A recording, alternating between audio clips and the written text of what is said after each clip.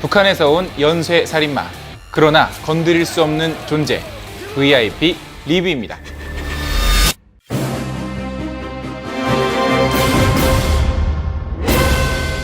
북한에서 남한으로 넘어온 김광일은 연쇄살인범으로 체포됩니다. 그러나 그는 북한의 중요한 정보를 가지고 있어 국정원과 CIA에서도 일종의 보호를 받는 인물이었는데요. 결국 이 사건은 정치적인 관계로 복잡하게 얽히고 설키면서 오로지 이 진범을 체포하려고 했던 경찰 체이도 혼자 고군분투하게 됩니다. 미꾸라지처럼 잡을 때마다 빠져나가는 북한의 금수저, 그리고 연쇄살인범 김광일, 과연 그의 범죄는 종식될 수 있을까요? 느와르 액션 스릴러 영화입니다.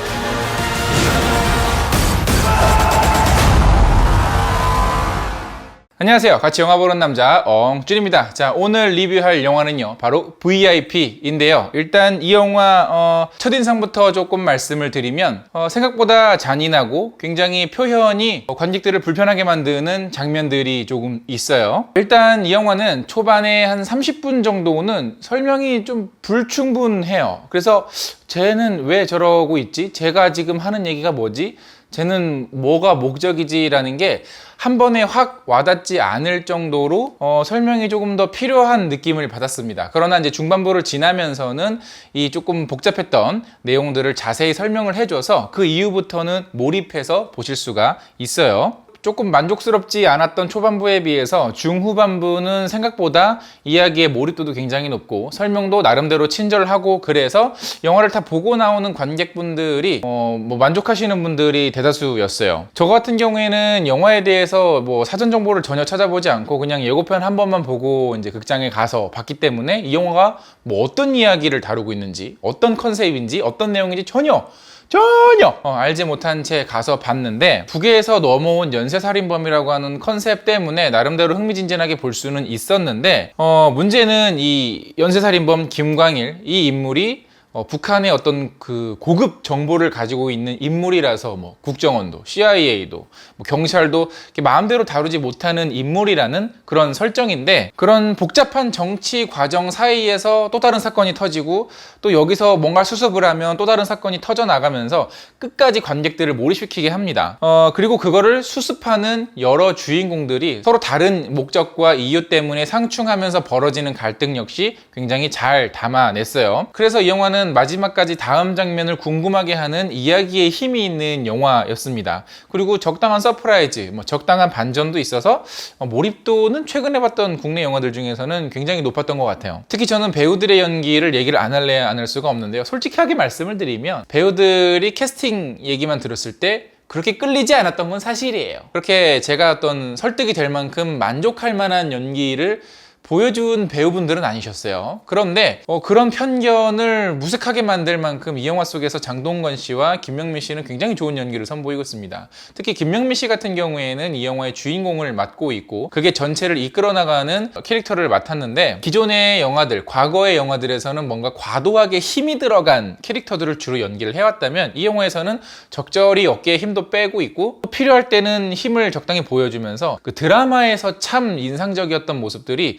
이 영화에서는 굉장히 잘 녹아 있었어요. 그리고 이 형사 캐릭터 특유의 아주 정말 피곤하면서도 근처에 가면 막 담배 냄새, 이런 땀 냄새가, 쩌든 냄새가 날 것 같은 캐릭터, 또 반대로 사건을 접할 때는 아주 날카로운 통찰력과 예리한 모습을 잘 표현을 해줬습니다. 특히 이 영화의 주인공들 중에서는 가장 선에 가까운 인물이기 때문에 관객들 역시 김명민 씨가 맡았던 체이도 형사 역할에 가장 몰입해서 볼 수 있지 않았나 싶어요. 마찬가지로 장동건 씨 역시 이 영화에서는 적당히 힘을 조절하는 캐릭터를 잘 소화해냈는데요. 국정원 요원이지만 중간에 어떤 이 사내 정치에 휘말려서 이리 휘둘리고 저리 휘둘리고, 그러면서도 또 자기의 이속을 챙기기 위해서 이성적으로 행동하는 그런 모습을 잘 표현을 하고 있습니다. 그러니까 김명민 씨가 맡았던 체이도 같은 역할은 감정적이고 어떤 좀 흥분하는 그런 캐릭터인데 반해서, 장동건 씨가 맡았던 박재혁이라는 인물은 철저하게 이성적이고 차갑고 냉정한 인물이라서 이 두 캐릭터의 어떤 대비되는 면모를 잘 보여줬어요. 다만 이 두 명의 캐릭터가 색깔이 굉장히 극명히 다르잖아요. 근데 이 둘이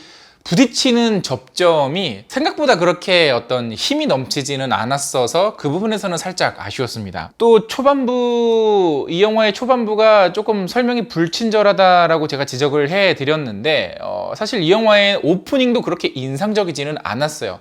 장동건 씨가 나와서 시작되는 오프닝 같은 경우에는 야, 이거 영화의 오프닝이라고 하기에는 뭐 부족한 부분이 좀 많아 보이는데 라고 싶었는데 사실 이 오프닝은 또 엔딩 장면이랑 연결이 되기 때문에 영화를 끝까지 다 보고 나오면 아 그럴 수 있겠구나 라는 이해는 듭니다만 그래도 여전히 부족한 오프닝이었어요. 뭔가 이렇게 관객들을 한 번에 확 이렇게 끌어당기는 오프닝은 아니었기 때문에 그리고 바로 이어서 그 북한의 연쇄살인범인 김광일, 이종석 씨가 맡았던 그 김광일이라는 캐릭터의 장면으로 넘어가는데 초반부터 관객들을 상당히 불편하게 만들죠. 일단 우리가 알고 있는 이종석 씨의 이미지와는 완전히 극명하게 반대되는 연쇄살인범 역할을 굉장히 잘 표현을 했는데 초반에 그가 범죄를 저지르는 장면이 있는 그대로 묘사가 됩니다. 그런데 의도적으로 관객들을 불편하게 만든 장면이기는 해요. 가해자의 관점에서 피해자가 죽는 모습을 그대로 묘사를 하고 있어요. 물론 이 장면 자체가 김광일이라고 하는 연쇄살인범 캐릭터에게 관객들이 정을 떼게 만들기 위해서 만들었다라는 거는 이해는 해요. 그러나 그 장면이 자칫 잘못하면 캐릭터의 정을 떼는 역할이 아닌 이 영화 자체에 정을 떼게 만들 수 있겠다라는 생각은 들더라고요. 그래서 이 부분에서 아무래도 많은 관객분들이 설왕설래 하시는 것 같은데 또 필요한 장면이었다라는 것에는 동의는 하지만 표현 방식에 있어서는 조금 저도 사실 좀 불편하기는 했었습니다. 그렇게 너무 좀 잔인하더라고요. 네. 그리고 그 장면을 시작으로 해서 이 영화에는 잔인한 묘사들이 굉장히 많습니다. 이게 뭐가 이렇게 튀어나오고 이래서 잔인하다는 게 아니라 누가 죽는 과정들을 그냥 있는 그대로 묘사를 해요. 이렇게 다른 걸 보여준다거나 이렇게 다른 장면이 넘어간다거나 하지 않고 그냥 있는 그대로 보여지기 때문에 이런 잔인한 장면들이 불편하신 분들은 영화를 살짝 멀리 하시는 것도 저 또 하나의 팁이 되겠습니다. 어쨌거나 이렇게 잔인한 장면들도 그렇고 마지막 엔딩 장면도 그렇고 악마를 보았다가 굉장히 많이 생각이 났는데 영화를 보고 나서 다시 생각해 보니까 이 감독님께서 악마를 보았다의 시나리오를 쓰신 분이기도 하죠. 또 하나 인상적인 캐릭터를 얘기를 드리고 싶은데요. 영화 콘스탄틴에서 루시퍼 역할을 맡았고 프리즌 브레이크에서 마피아 보스 역할을 맡았던 피터 스토메어가 이 CIA의 요원으로 등장을 하고 있습니다. 근데 예고편을 봤을 때만 해도 그냥 카메오나 단역 정도겠지 그렇게 생각을 했는데 생각보다 굉장히 비중이 있는 역할로 등장을 하고 있고요. 나름대로 이 외국 배우, 특히 헐리우드 배우가 한국 영화에 출연을 했는데 뭔가 튀거나 하는 느낌 없이 자연스럽게 이 안에서 어울리는 모습을 보여줘서 굉장히 재밌게 봤던 기억이 납니다. 이렇게 각각의 다른 인물들이 정치적으로 복잡하게 얽혀있는 사정 때문에 각 캐릭터들이 다음에 어떤 행동을 할지, 어떤 사건이 벌어질지, 어떻게 이야기가 전개될지 궁금증을 자아내게 만드는 영화인데요. 다만 초반부가 조금 불친절하기 때문에 관계가 정리될 때까지 관객들의 어떤 인내심과 시간이 조금 필요하다는 아쉬움이 있습니다. 그리고 몇몇 배우분들은 발음이 너무 부정확해서 어떤 얘기를 하는지 좀 못 알아들은 게 사실 조금 있었어요. 자막이 필요한 순간이죠.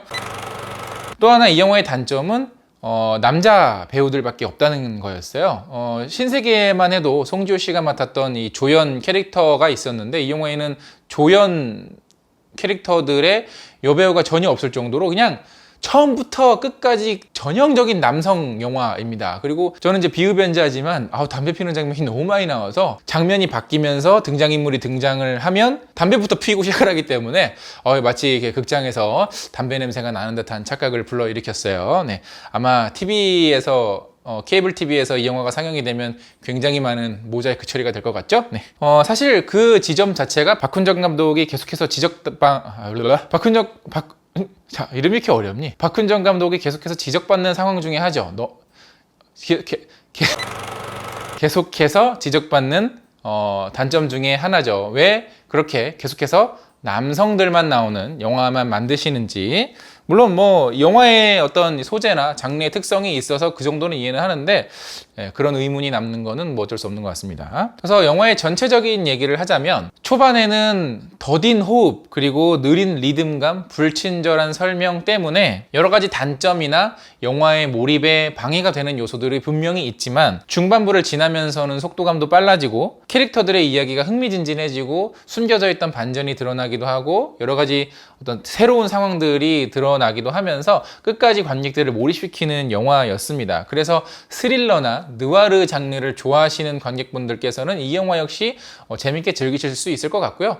저는 그냥 다른 걸 다 떠나서 북한에서 넘어온 연쇄살인범을 다루는 영화라는 지점, 그 아이디어 하나만큼으로도 이 영화는 뭐 어느 정도 뭐 티켓 값은 했다 라는 생각이 들었습니다. 그러나 그 외적으로 뭐 여러 가지 논란들은 있지만 그거에 대해서는 여러분들 관객분들의 의견이 조금 더 궁금하네요. 다소 잔인하고 다소 불편하고 또 이종석 씨의 팬이라면 이거 조금 깨는데 싶은 그런 노골적인 장면들이 많은 그런 영화였습니다. 영화 보고 오신 분들 계시면 영화에 대한 의견 댓글로 많이 달아주시고요. 영상 재밌으면 좋아요 누르는 거 잊지 마시고 구독 버튼 아직 안 누르셨으면 구독 버튼도 꼭꼭 눌러주세요. 그러면 저 엉준이 앞으로 영화 리뷰를 제작하는 데 있어서 정말 큰 도움이 된답니다. 그럼 저 다음에 더 재밌는 영화 리뷰로 찾아뵙겠습니다. 그럼 저 다음에 만나요. 안녕!